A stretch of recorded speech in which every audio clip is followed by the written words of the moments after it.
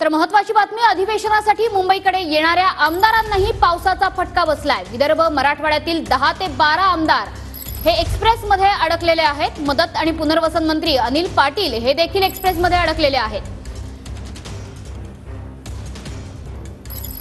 तर संजय गायकवाड सध्या आपल्या सोबत फोन लाईन वरून जोडले गेलेले आहेत। संजय जी, स्वागत तुमचं TV9 मराठीमध्ये। मदत आणि पुनर्वसन मंत्री अनिल पाटील हे सुद्धा एका एक्सप्रेस मध्ये अडकलेले आहेत। तुम्हाला सुद्धा या पावसाचा फटका बसलेला आहे का? कारण अधिवेशनासाठी मुंबईकडे येणारे आमदार हे अनेक ठिकाणी पावसात फसलेले आहेत। तुमची काय परिस्थिती आहे? तुम्ही कुठे आहात? आम्ही आता कुर्ल्याच्या मागे आहोत आणि जवळपास माझ्याच गाडीमध्ये 25 आमदार इकडचे आहेत।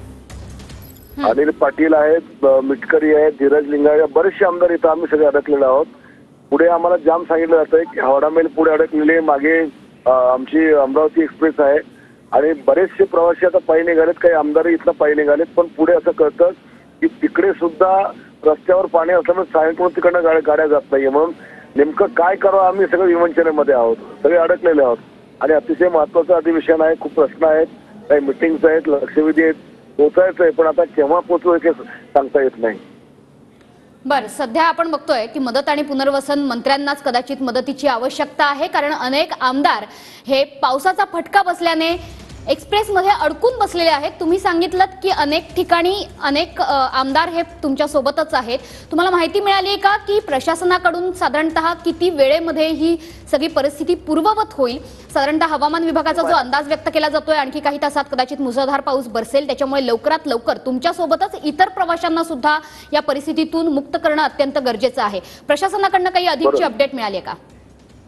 नाही, आम्ही संपर्क करतोय, कोणाशी संपर्क झालेला नाहीये, कोणाशी संपर्क झाला नाहीये। फक्त आमचे जे काही बाहेरचे काही ड्रायव्हर वगैरे लोक हे सर्व आम्हाला माहिती देऊन राहिलेले आहेत, इकडे जाम आहे, तिकडे जाम आहे आणि बऱ्यापैकी महिला, मुलं हे सगळे गाडीतनं आता पायी निघालेले आहेत तिकडे कुर्ला स्टेशनकडे। बरं, तुम्ही देखील पायी चालणं पसंत करणार आहात ट्रॅकच्या खाली उतरून? नाही, आम्हाला चालायला काही अडचण नाही। अनेक आमदार गेले, पण माहिती अशी मिळते की आम्ही स्टेशनवरून जर पुढे 4 व्हीलरने गेलो तर पुढे पण 4 व्हीलरचा रस्ता जाम आहे। आज जिथनं उठायचं पडायचं पुन्हा पोहोचू शकणार नाही, म्हणून आम्ही विवंचनेमध्ये आहोत की नेमकं काय निर्णय घ्यावा।